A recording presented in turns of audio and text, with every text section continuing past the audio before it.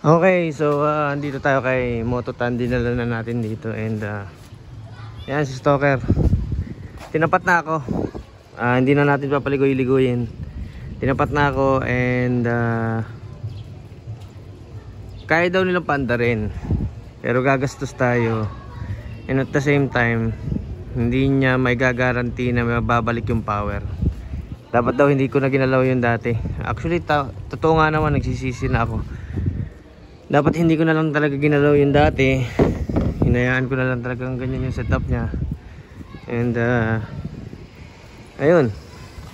Yung makina natin yan, wala na yan.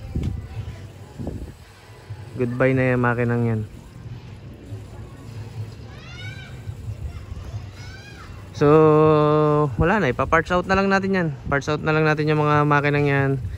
And ibalik natin yung, magbabalik tayo ng makina ng rider dyan. At least kahit pa paano mangyayari dyan is magkakameron tayo ng makina na umaandar. Yan, mag service na lang natin yan, pang service.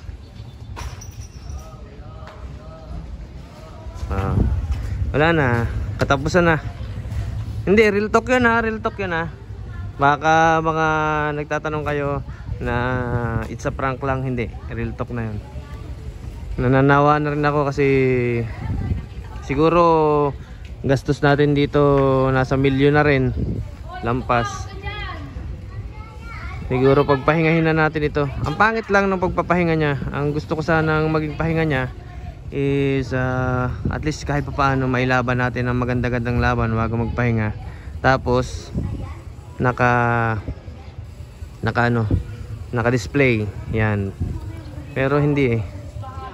So ang gawin natin is linisan lang natin yan, ibalik natin sa stock na makina ng Raider, mga service na lang.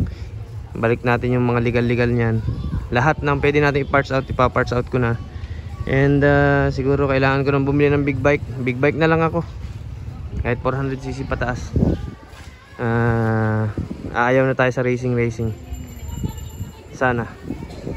Meron pa tayong NS250. Yung NS250 ilalagay natin sa Pantra.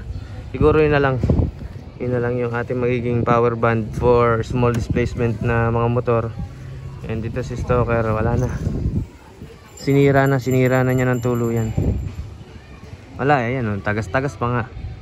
Tinapat na ako eh. Hindi na ito maglalalakas gaya ng dati. Mabuo man, lapitin sa sirain. Hindi katulad ng dati na pwedeng pang service. And ayun, siguro yung 400cc na Raider cancelled na yun. Alright, so I think hanggang dito na lang muna. And bye bye.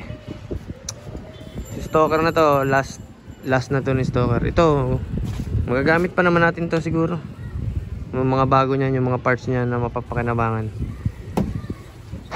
Masakit mang isipin, pero ganun talaga, wala tayong magagawa. Okay, bye bye.